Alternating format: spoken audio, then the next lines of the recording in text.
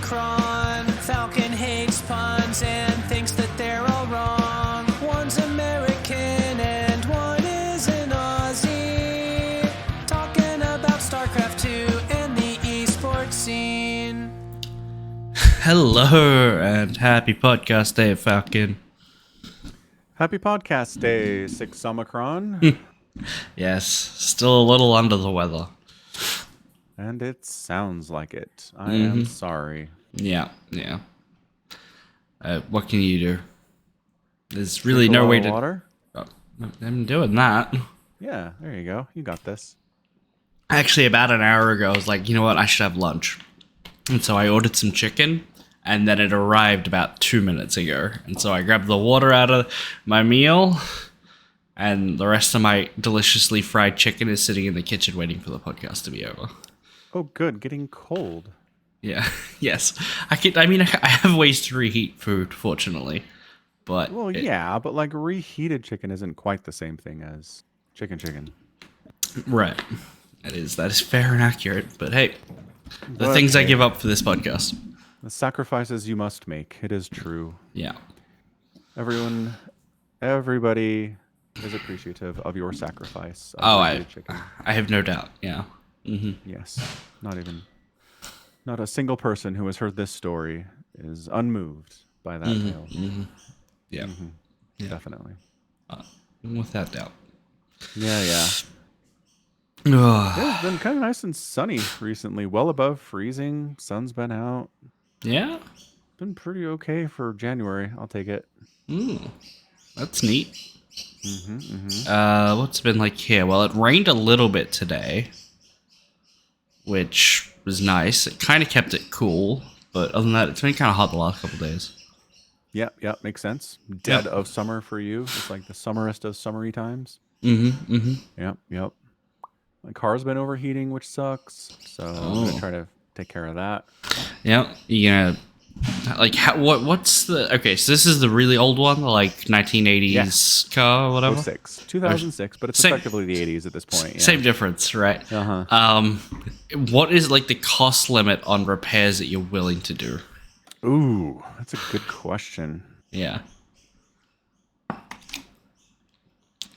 Probably the upper limit's $1,000. $1,000. Okay. Yeah. What do you think it should be? How much can you buy a new one for? Well, not a new one, like a second 2006 Corolla. Yeah. Like what year are you talking? I don't know. Like 10 years old. It's like a 2014 Corolla. Sure. Why not? Let's go to cars.com. Go to Toyota Corolla. I should probably do an Australian price check. And let's see if we can knock this down to not 2024. Because that's not what I'm looking for here, guys. A 2014 Toyota Corolla is like $9,500 to $15,500 here. Yeah. Apparently. Yeah.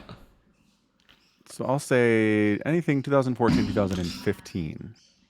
Okay. So here's one for $11,000, Okay. $10,000, $9,000. So you're willing to pay upwards of like 10% of a much newer car? Yes. And but if I'm you put expecting to get another $100,000 out of this one. miles, 100,000 miles out of this one. Fair enough. Can't argue with that. And I'll pay $1,000 to get an extra 100,000 miles out of a car. Absolutely. Sure. Will you like if you do this and then you don't and like something else goes wrong? How like does that change how much you put into it next time, or is it $1,000 budget for repairs for the next $100,000? Because if you're just like fixing the cooling or whatever, like you got a leak or something, right? That shouldn't cost you $1,000 to fix. Shouldn't. I don't know anything about cars, but maybe it could. But well, the mechanic guy I talked to said if running it at all when it's overheating, especially on smaller cars, can like warp the engine and cause like massive amounts of damage. So he's like, I hope that didn't happen. I'm like, me too. Yeah, that sounds not great. Nope. Yeah. So anyway, that is where we are with cars right now. I don't know. What I want to get maybe is a Camry, which is nicer than a Corolla. Okay. Also, I want a manual transmission, which good luck with that these days. You could get a manual Camry. Yeah, those exist, but like they're unicorns, man. There are 8 for sale in Australia. Yeah, see, that's what I'm talking about. None of the. Oh no, one of them was made after 2000. Oh, wow. The other 7 Wow, are from like 1995. That's much worse than I thought. That's insane. Yep. Because I know every year this company releases there are like 6 manufacturers of cars right now that each have like a model each they release with a manual transmission in 2024. It's just like nothing. So the further back you go, the worse it is. Yeah. I don't know if this website even lets me choose manual transmission. Really? They're like, you don't want that. That doesn't exist. Oh, this is making me really sad. Well, you can buy this 1997 Toyota Camry CSI. It's manual for 2,000 Australian dollars. So, what year is it? 1997. Whew. That is many, many years ago at this point. It's only done 368,000 kilometers. Wow. It's been sitting in someone's garage a lot. Possibly, yeah. No, but seriously, what? Oh, here we go. Manual transmission, 7. So here, oh, it's a Prius. There's a Corolla with a manual, another Corolla with a manual, a Tacoma with a manual. I don't want a truck. Yaris. Sound like you're a pirate. Yaris. Yeah. I think I can only get a manual Corolla. That's interesting.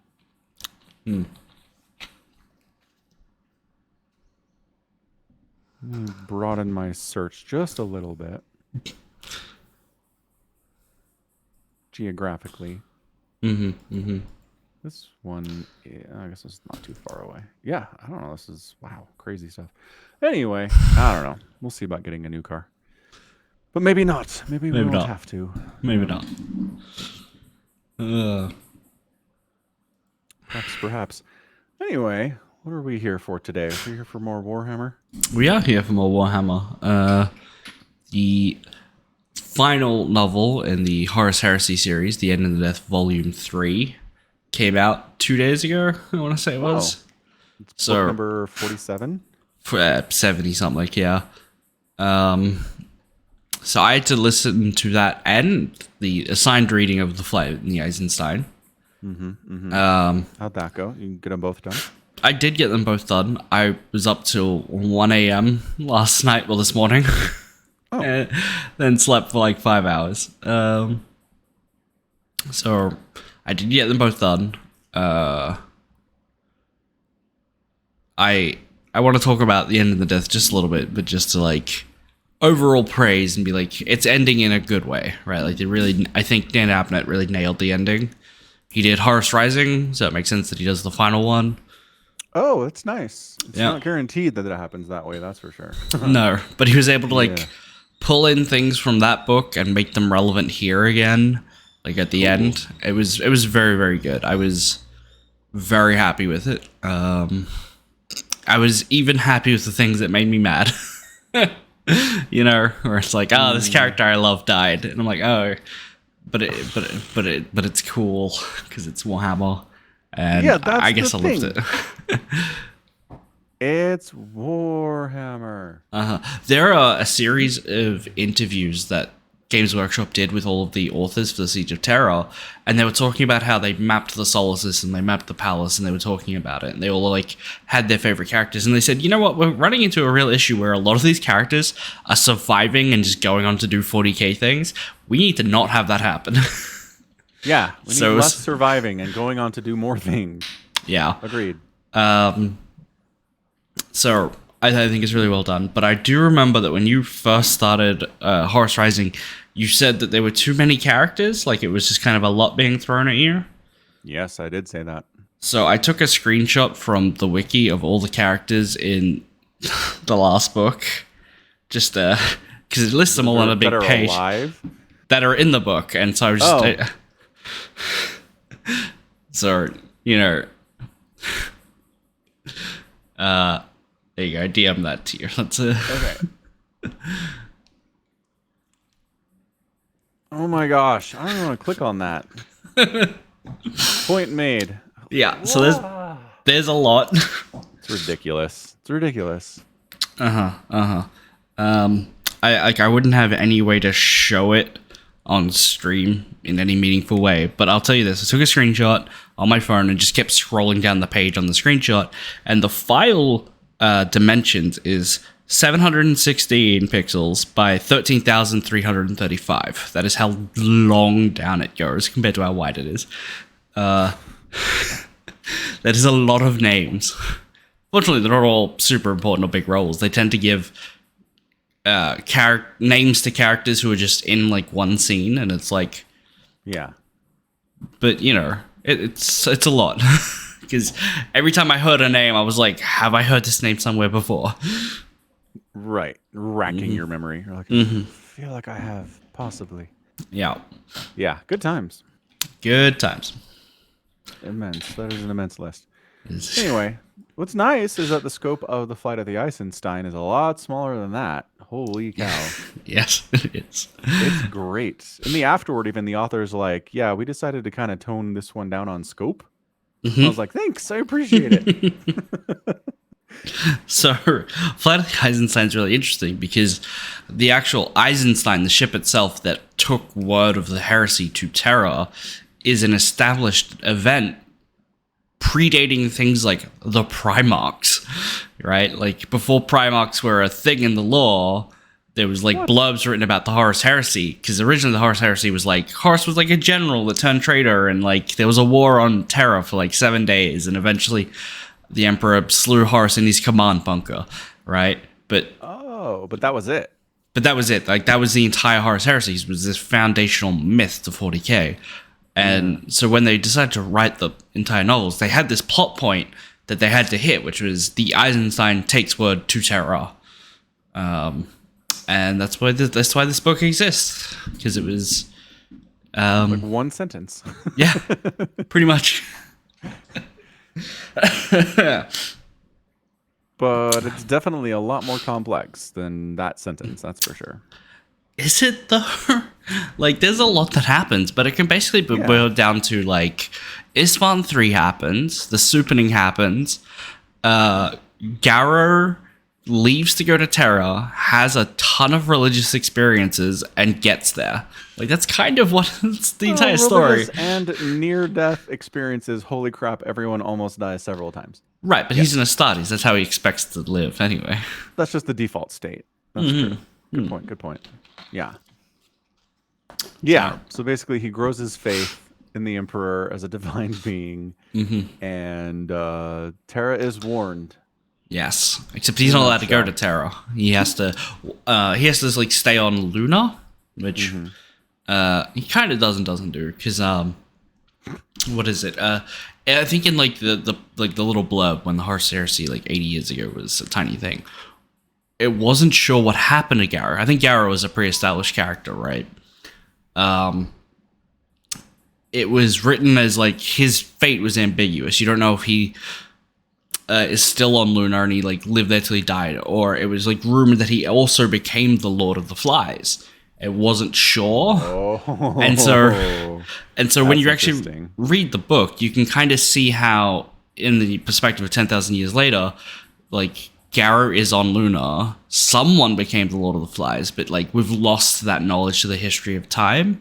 Of course, reading the actual book, this is what is supposed to happen, but it's a way of keeping what was already there, but just leaving it as the myth that it became, which I always really appreciate in the books when you're writing prequels from thousands of years ago, Right. No, that's super cool. Yeah. I mean, I don't have any of that context. Lord of the Flies. Let's go. That is why I am supplying it for you now. Yes, I appreciate that. Yeah. So anyway, so the Eisenstein's there at the soupening, and everyone's like, "Holy crap, this is bad. Mm-hmm. We have to warn the Emperor this is going on." Obviously, Horus is behind it. Like they don't have Nobody any else. evidence of that, but the fact that it happened and Horus is in command is Right. basically 1 + 1 = 2, right? Yes, like nobody else could do this with him right there and get away with Yeah. it. It was obviously done complicitly with his permission. It had to be. Yeah. It had to be. Yeah. So they're like, well, the only higher authority than a Primarch is literally the Emperor. So I guess we better go there and warn him. Yeah, pretty much. Yeah. Yeah, there are no Primarch cops out here, so especially not for the War Master. That like the highest ranking Primarch. Yeah. Yeah. Yeah. So there's a lot of things that are like touched on that you don't know yet. Like when they get to Terra, they actually can't even get to the Emperor. Like they're not allowed onto Terra. They're stuck on the moon. And a character you've probably not heard of, Malkador the Sigillite, comes and finds them and is like, "Look, message heard. We got it. Don't worry. Job done, boys." The Custodes guy. He's not a custodian. Oh. He has a custodian bodyguard with him, but he is just an old man. Okay. Sort of. Yeah. He is right hand of the Emperor. And like the Emperor, he is a perpetual. So he's also tens of thousands of years old. Is he just the Emperor? No, he's not the Emperor. He's just an immortal that works with the Emperor. Mm-hmm. He's his guy. So is he the one that Garrow has a conversation with where he's like, the Emperor is busy with other things, and Garrow's like, what the fuck? Yeah. What is more important than this?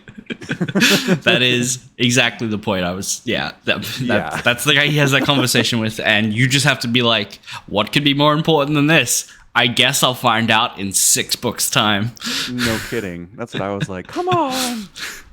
What is more important than this? It's literally civil war within your empire, led by the guy that you trusted most to like lead your within your favorite son. Yeah. Mm-hmm.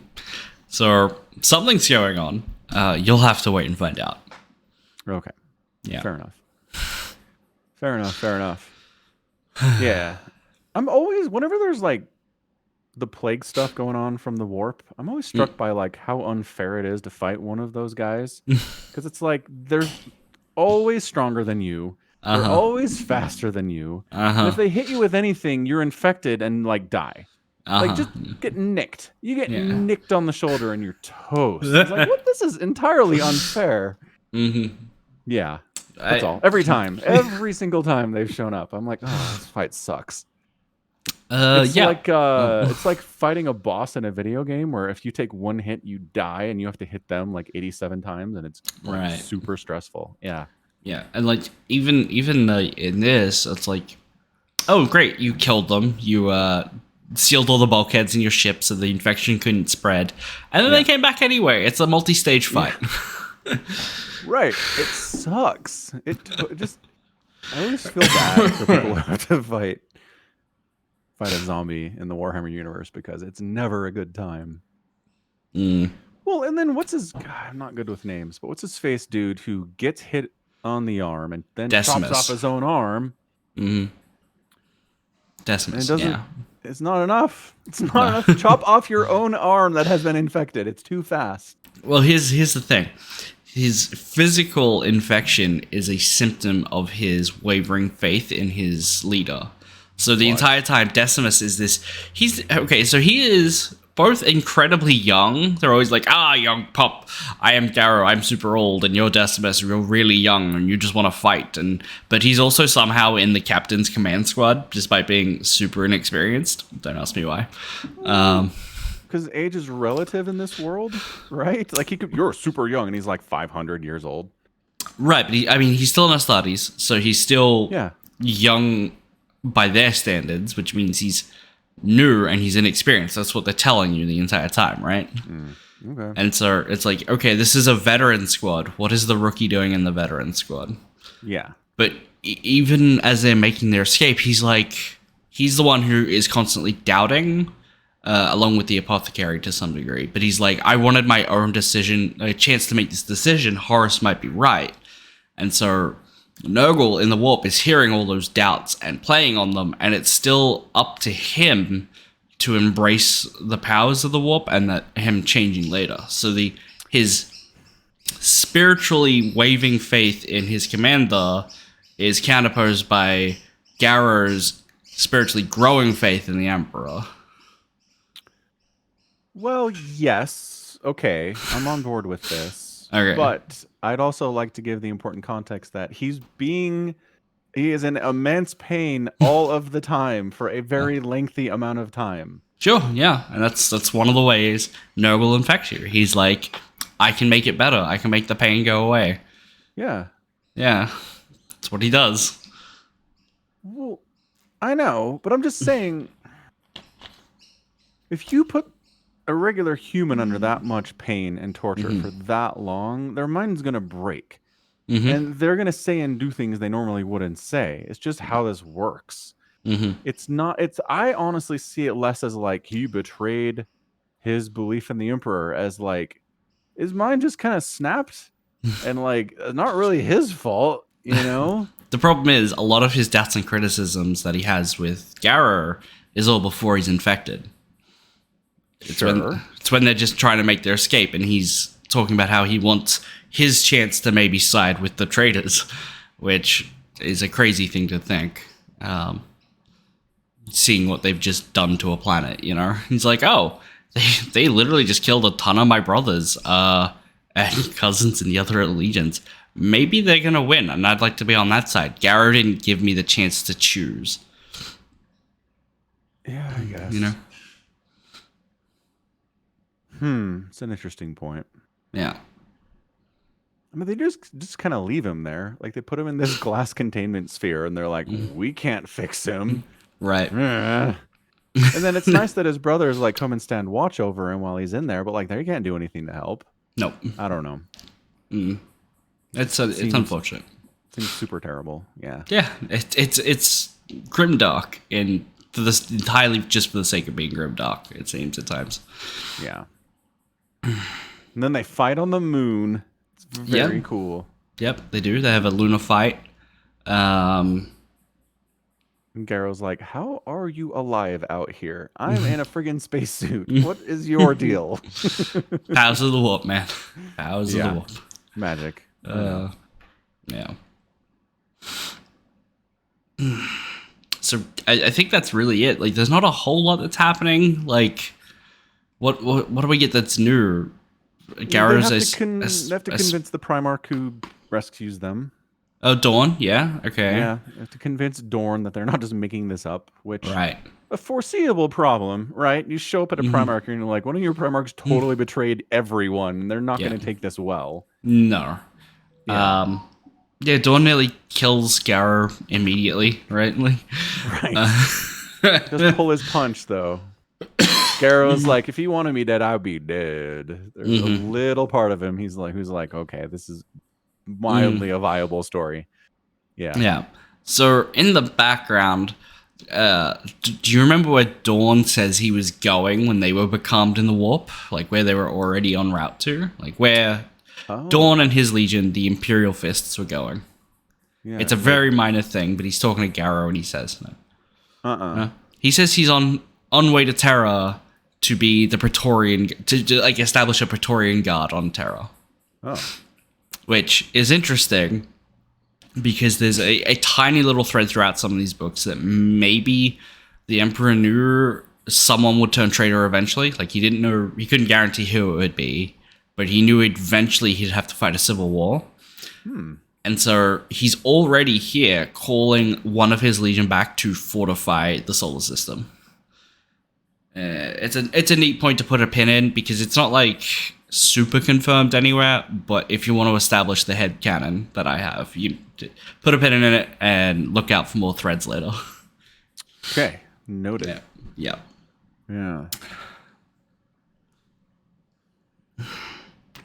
But yeah, so he explains it.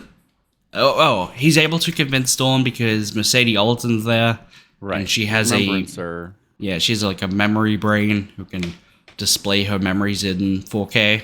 You can hook up a USB cable to her head. Yes, pretty much. Yeah, pretty much. Mm-hmm. And so yeah, so then like we've got video evidence of the soupening and Horus being like, "This is rad," and Dorn's like, "All right, this is problematic." Yeah, this is not the brother I remember. No, of course, Horus did die and came back basically. So Yeah. Well, but he doesn't know that. not the same guy. No, he doesn't know that.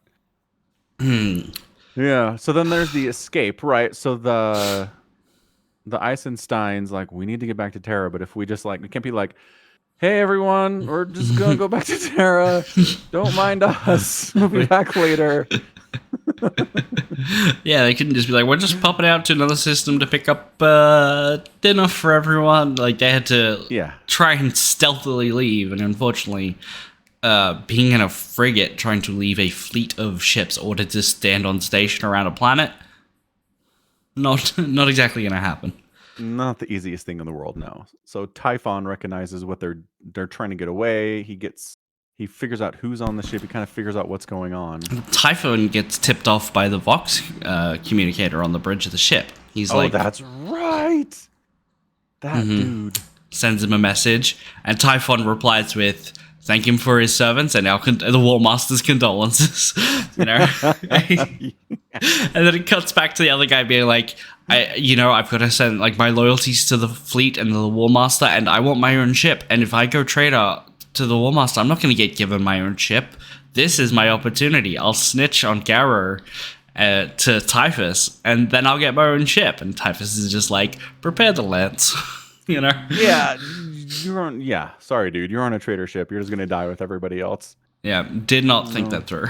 No, why that didn't come up, I don't know. So yeah, then they escape doing a super fun gravity sling move around this moon. Mm-hmm. Yeah. Which we talked about this, but I just like the idea that they're like this concept of using another planetary body to kind of slingshot around it to gain a different trajectory or gain speed is just kind of fallen by the wayside because technology's advanced to the point where that's not really a thing they have to do anymore. Right. Even Typhus, the captain of the Terminus S, like that's his personal ship. He's just like, look, we have the brute force to break out of the gravity well whenever we want, right? And he's like, yeah, but if we do, we won't be able to shoot at them, right? Like, because it'll be pulling us off course, but we can break free, but it'll put us behind us and they'll get away. And Typhus is like, do it anyway, because he's a mustache twirling villain. Like, he's just, I am evil. I need to be evil in this scene. Yeah. Well, but I don't know. What's his alternative? Just, I don't know, signal the rest of the fleet and be like, hey, kill these guys, you know? I guess that's kind of the problem, because if you think back to Galaxy in Flames, Carol Cinderman has sometime around here hijacked all of the Vox network across the fleet and has Euphrates like give a speech, or him give a speech about how Horus is evil.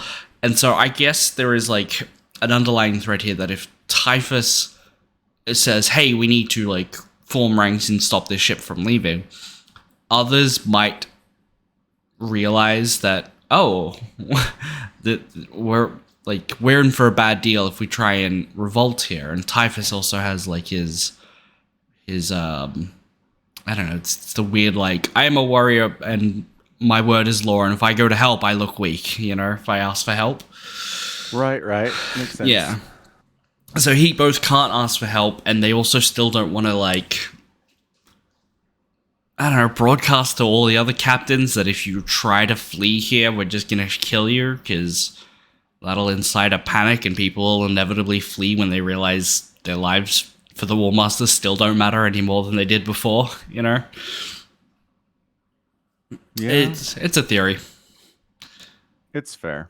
So anyway, for whatever reason, Eisenstein's able to get away, but they've taken hits and they're damaged, and their plan to get into the warp and get to Terra is like really scary now because they've taken a lot of damage. And ships that aren't healthy don't do great in the warp. No, especially with all the reports of how the warp sucks right now. Yeah. So they're like, we can't go in, and it's like, well, either that or like we stay here and we die. So not a great choice either way. Nope. Yeah, either we get blasted by the fleet or we go into the warp, and who knows what horrors are awaiting us there. And by golly, there are horrors awaiting us there. Yes. Surprise. Surprise. Yeah. The warp is about time. Nogul gets in, and Plague Marines are shown. Not Which- the first time, because we had... What's his face? Down on 6319. Jubal? Yeah. No. So Jubal was He was possessed by... demon-possessed. He was demon-possessed by Samus. Not a plague marine, right. Not a Plague Marine. Plague Marines are the Death Guard, in particular, en masse swear allegiance to Nurgle, one of the old four. And they get... Nurgle. They get Plague Marine gifts. So they it's a specific thing. It's You have to accept it? that is kind of the interesting thing. Yeah. On some degree, probably. But there is... I don't remember how much you remember the Dark Imperium books, but there's a little bit of bickering between Typhus and Mortarion when they're like... Mortarion's like, no, I will trick my brother Abude coming here, and we'll kill him here. And Typhus is like, look, Grandfather Nurgle says we gotta go back to the warp. We got another water fight in there. You're favored, but that favor doesn't grant you immunity from like not doing what he says, and he pieces out from the war. The reason why they don't get along is it is possible that Typhus has tricked the Death Guard and Mortarion into turning to Nurgle. Like, he offered them up on a platter, and that Mortarion didn't know what he was agreeing to, right? Like, or was agreeing at all. Like, he was just kind of corrupted against his will. They kind of walk that back a little bit in the later books, where Mortarion says, like, I knew what I was doing. I didn't like choose to get put in that position, but I made the decision I did to save my sons, like any loving father would, right? A very common theme with like why certain Space Marines will follow their Primarch, into hell. It's because they love them. So seeing it the other way around is kind of nice. Yeah. But yeah, in general, if Chaos wants you as like a useful puppet, they'll get you to agree. They can't just like pour power into you and kill you, and that's a different thing. But Right, because a lot of the people that are Plague Marined on the Eisenstein are dead. They've been killed, and then they raise as Plague Marines, and it's like, yeah, all they were Poxwalkers. dead. What Like- will do they have to accept this gift, And they actually kind of touch on that in the book a little bit. They're like, okay, so...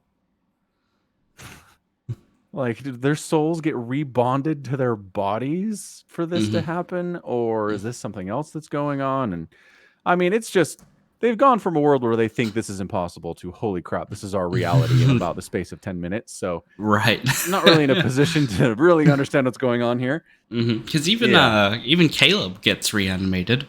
Yes. And he's Oh, the least Caleb. likely. He's the least likely person to He accept. wouldn't accept Nurgle's offer. There's no way. Right.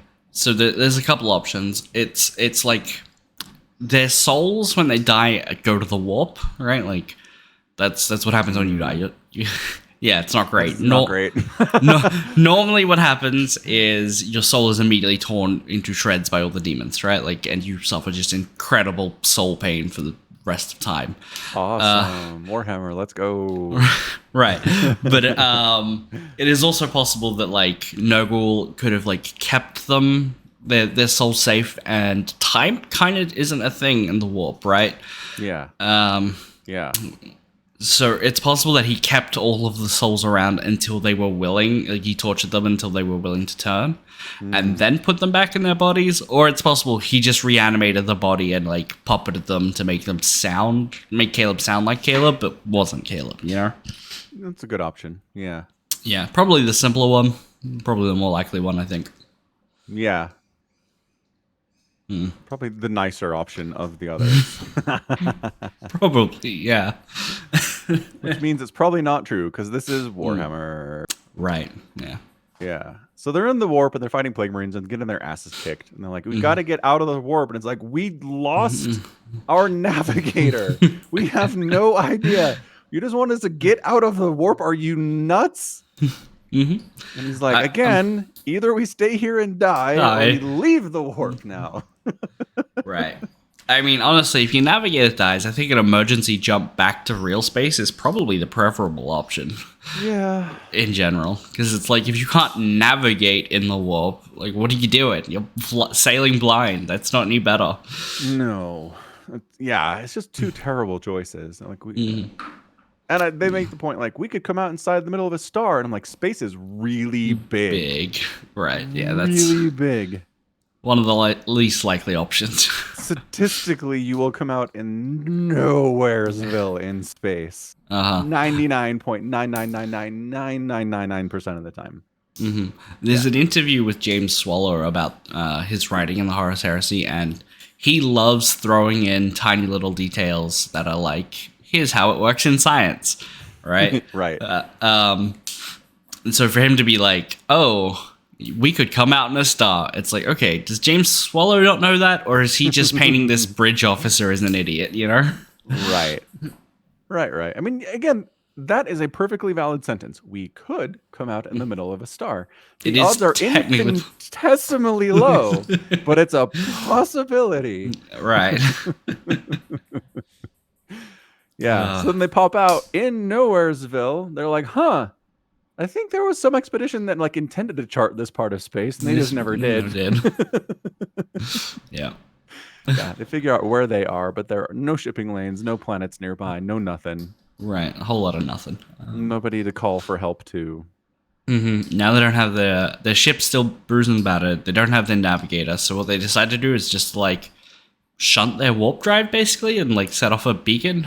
It's a very Star Trek maneuver. Yeah, I feel like this has happened in Star Trek at least 5 times over the history of the show. Probably. Anyway, yeah, so they shunt their warp drive and explode it, hoping that the resulting ping in the galaxy will attract the attention of somebody. Yeah. Maybe it's orcs. Who knows? But whatever. It's better than sitting here and starving to death. Right. Yeah. Fortunately, it finds the 7th Legion. Wow. Wow, what are the odds? We found the exact people we needed. Or at least someone that useful, you know? Yeah, on the short list of people we're looking for here, right?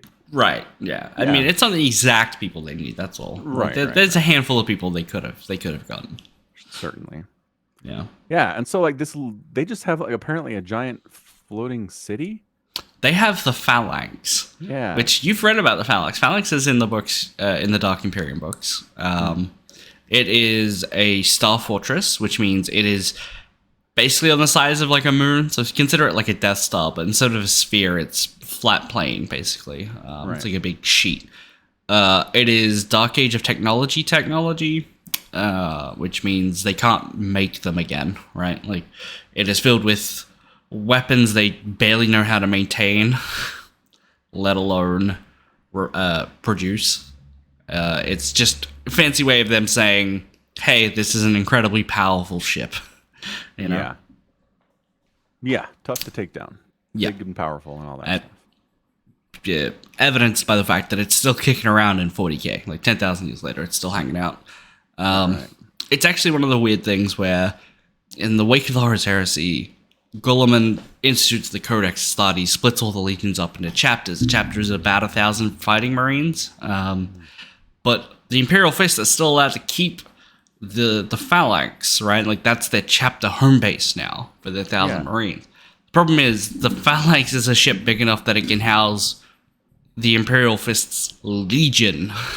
Like, it is such a big ship that it can fit in. Like, the Imperial Fist had like 80,000 marines at the Horus Heresy. And now it's run by 1,000 people, you know? Oh boy. Skeleton crew, yeah. Right. It's like, okay, you can still crew it with 100,000 regular humans if you wanted to. But if the point was to disseminate power away from centralization, you've now just handed a ton of nukes to only 1,000 people.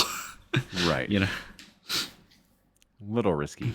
little risky, but hey, they've been well behaved with it before. You can still trust them. Oh yeah, absolutely. Yeah. It's Warhammer. You can trust everyone. Oh yeah, yeah. What, yeah, how big was the Imperial Fists? Okay, around 100,000. Okay. Okay. Yeah, good chunk. Mm-hmm. Good chunk of people. Yes. So that's pretty much it. They're worried that Euphrates a witch. Mm-hmm. Which, fair. There's a lot of good reasons to be scared of witches. Especially when they're, like, psychic children, aliens, handing out prophecies, you know? Which... that was a way to start out the book. Mm-hmm. Especially with the, Okay, so it was the entire book starts off with the Death Guard being like, hey, we're here with some Sisters of Silence to kill some Xenos.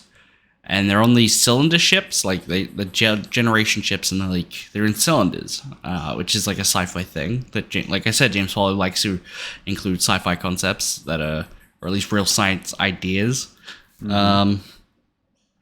And Gara is old, and he's given the duty to go kill the birthing chamber queen or whatever, right? Go kill Zagara. And he gets a prophecy. Everyone, it comes up again. More characters get prophecies about, like, Horus falling. And it's, like, so many people are telling me, like, hey, man, your Imperium's about to have a bad day. Do something about it. And none of them do.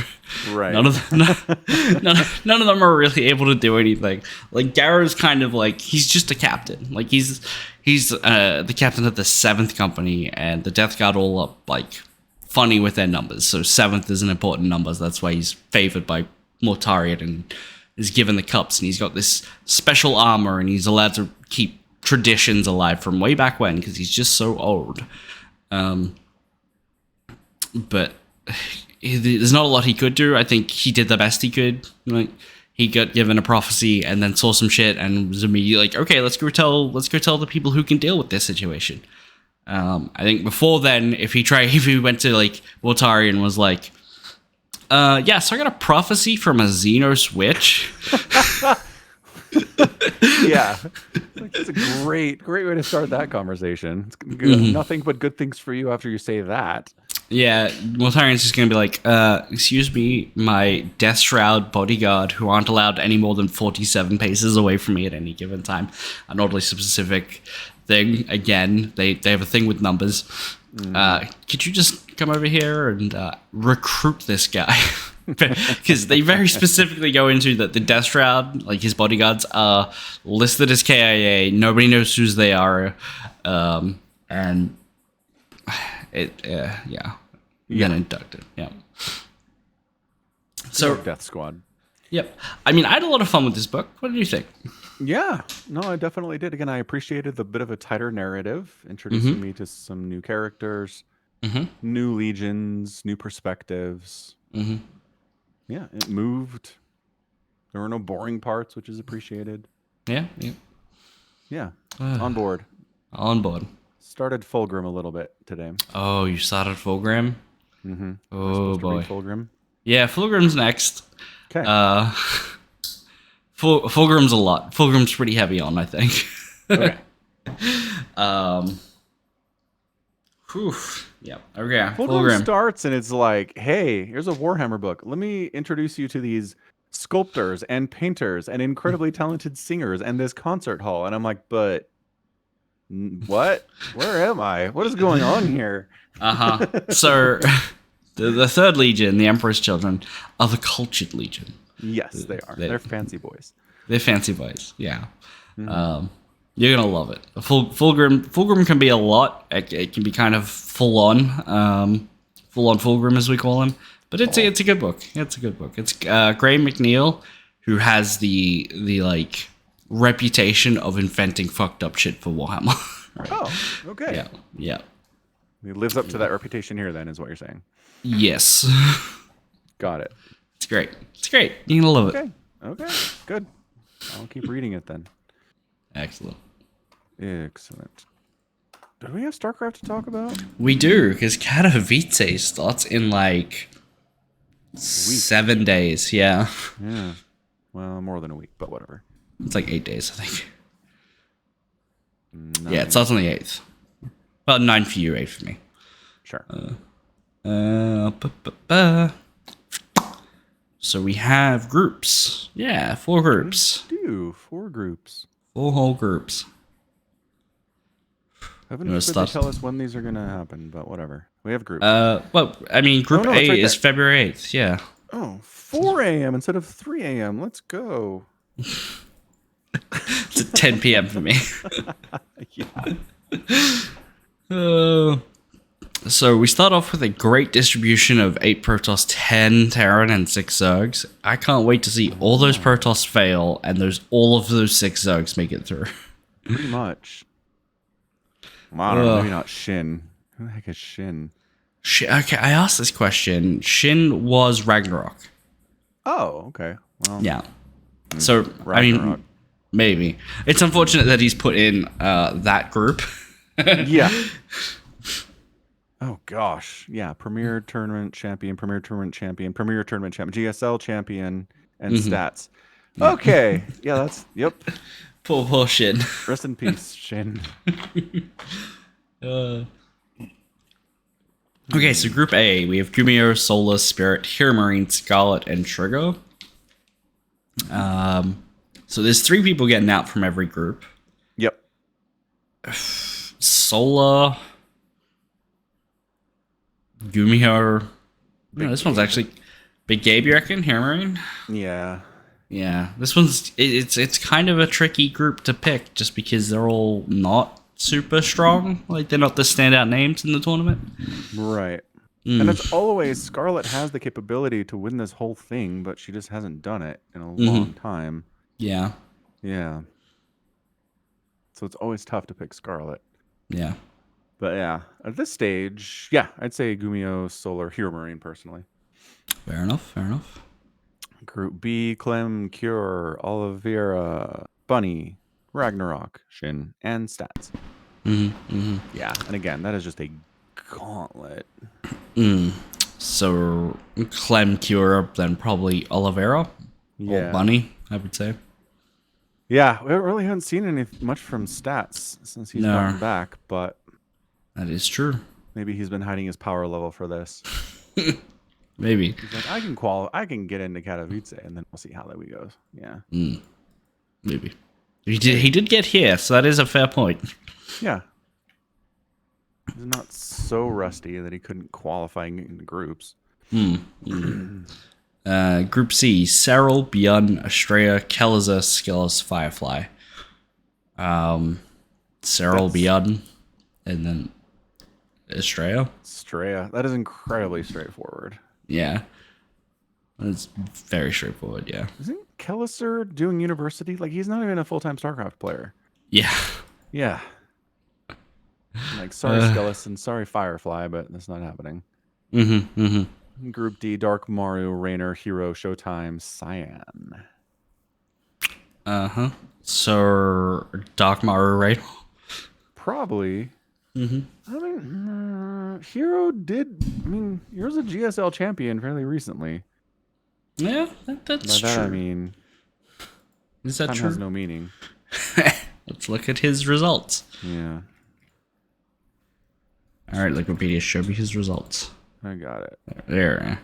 He won DreamHack Atlanta in 2022. That's when he won GSL as well. So 2 years ago, or a year and several months. GSL Season 2. Yeah, that's what I said. Oh, sorry. He won 2 GSL. No. No, GSL and DreamHack Masters Atlanta. Atlanta. That was right. So 2022 was a year of Hero. 2023, not so good. Last year, he still came 3rd, 4th in Katowice. So let's not rule him out so much. Like, he didn't win anything, but he didn't, like... Collapse. ESL Summer, he came 25th to 28th. Like, that's not impressive. A month ago, he played in Wardy's Team Liquid Map Contest 11. Oh, yeah? And he beat Dark, Clem, and Bjorn to win that. I mean, that is a gauntlet. Right. Just a couple of days ago, apparently, he played in the Masters Coliseum 7. which sponsored by stuff. I've not heard of this, but he came second. He did. He beat Raynor, Dark, Solar. Yeah. Who else did he beat? He beat Max Pax. Yeah. Backpack is killing it this year. Mm-hmm. Yeah. So I don't know. I think Hero's in shape. I honestly think he might be able to get out of this group. Wouldn't be shocked. I say this a lot, but man, Showtime really can hang with Raynor and Serral.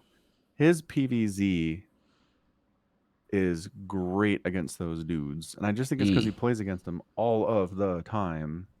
Right. And he knows them probably better than any Protoss does. Is Raynor allowed to swap races between games? I don't know. You think he'd want to? Against Dark, maybe. He hates playing ZVZ. He does. I don't know if his Protoss is good enough to beat Dark, though. As Protoss.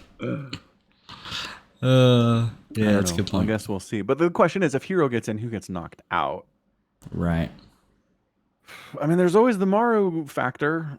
Mm-hmm. Highest ceiling, lowest floor of like the widest range of potential outcomes of anybody in StarCraft.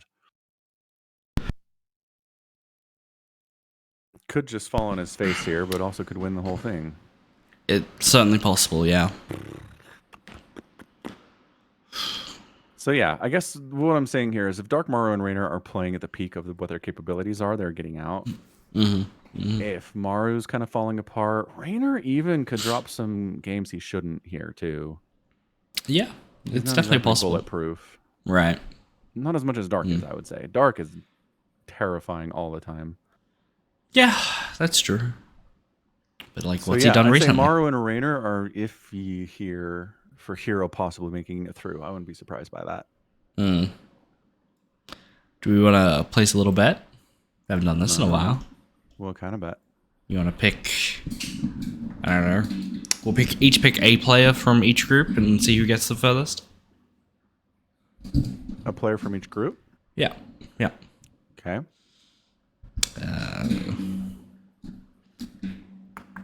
You can go first. I'll let you have the first pick. We'll go. Okay. We'll go through. Man, Group A is kind of funny for that because Yeah, it's a little. no real destroyers here, you know? Yeah. But Solar historically makes it to the round of 8 and then collapses. Although he did better last year. So I'm going to pick Solar then. Solo? Alright. I'm going to pick Gumiho because, again, not a lot of strong picks, but he seems the clear favorite. Yeah. Yeah. Good call. Group B? Group B. Ooh. I kind of either want to go Oliveira or Clem, right? Reigning world champion versus just Clem is insanely fast. Yeah. The problem is Clem recently like dumpstered Serral, it looked like, I think, if I remember correctly. In something. I can't remember what the tournament was. Sick brain. He 3-1 Serral at Home Story Cup. That might be it, yeah. No, he got beat by Serral at Home Story Cup. Oh, ESL Winter, he beat Dark 4-1. He 4-1 Dark. Yes. Yeah. And he, like, it just looked broken. But he's only versing Ragnarok. It's the only other Zerg in this group, right? So I don't know how much is he gonna like have a chance to shine. I think I'm gonna go Clem. I'm gonna put it all on the Frenchman. All right. And boy, man, if Oliveira had done anything in the last year, I would feel better about picking him here.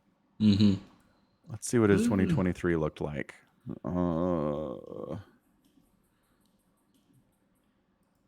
Took a first place in a major. Right. Well, I mean, here's the thing. He played in team league stuff. Like, there's just not a lot of stuff here. I mean, yeah, but who, you gonna think Cure or stats? Cure came. What's his best result? Second in GSL. Yeah. No, he won a GSL. Last year? No. No. That's what I'm saying. What's he done in the last year? Took second place in Masters Coliseum 6 back in September. That's true. And Gamers 8 2023. He beat Beyond, Max Pax, and Ragnarok to do that. And then he got 4-1 by Cyril, but no shame there. No. I'm gonna go Cure. I think I feel better about his 2023 than Oliveira's. Okay, that's fair. That is fair. You get first pick Group C? Yeah, I'm just gonna take Cyril in there.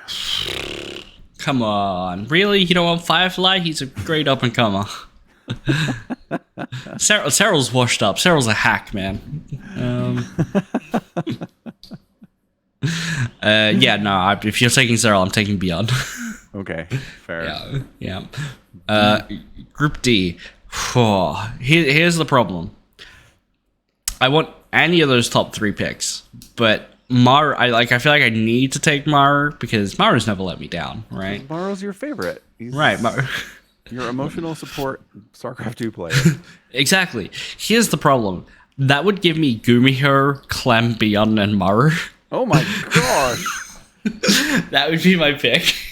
I mean, Terrans have been doing all right in this patch, and there's not a new patch before Katowice.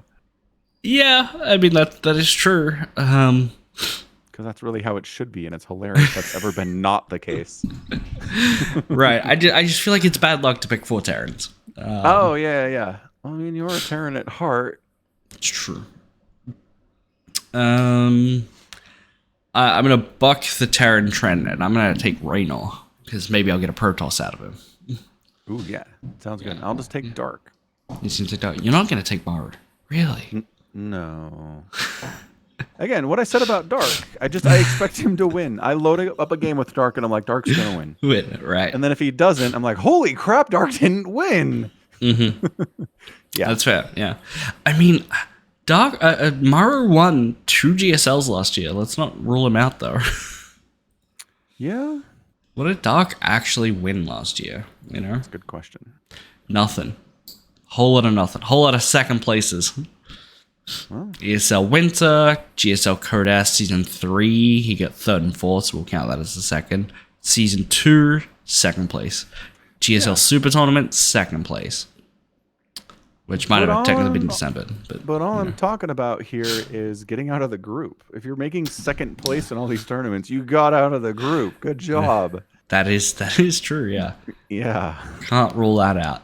Not worried about it. If Dark doesn't make it out of the group, I'm going to be astounded. Yeah. No, we're not just placing bets on getting out of the group. It's to win the entire thing. You just get 4 picks. Oh. Well, so whatever. Do you think Dark's more likely to get out of the group than he is to win the entire thing? Yeah, everyone's more likely to get out of the group than win the entire thing. What are you talking about? I mean, more than Maru to win the entire thing. Like, what I'm talking about is your options for this pick. I'm okay with seeing this as just getting out of the group. We'll take it from there. Okay. I'm not worried about someone like making it out of the group and then falling on their face. Unless again it's solar, which kind of happens all the time. Just a little. Yeah. All right, good. All right. I think that's it. Yeah, it should be a lot of fun. Yeah. Sorry, Shin, again. Just keep looking at him being like, yeah.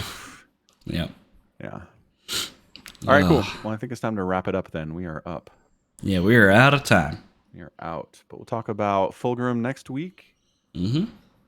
If there's any new StarCraft stuff happening, who knows? Who knows? Who knows? But yeah, thanks for hanging out with us on another edition of the Falcon Paladin Hour, streamed here live at twitch.tv/Somicron. Thanks for being here, Aki Bovine and Kyrolonis. Mm-hmm. We put the VODs up on youtube.com/@Somicron if you'd rather be a YouTube person. And if you want to support the podcast, you can do so at falconpaladin.store and patreon.com/Somicron. All true facts, yeah. So thanks again for your time, everyone. We'll be back next week with more. And until then, stay safe and stay healthy. And above all, take care of yourself.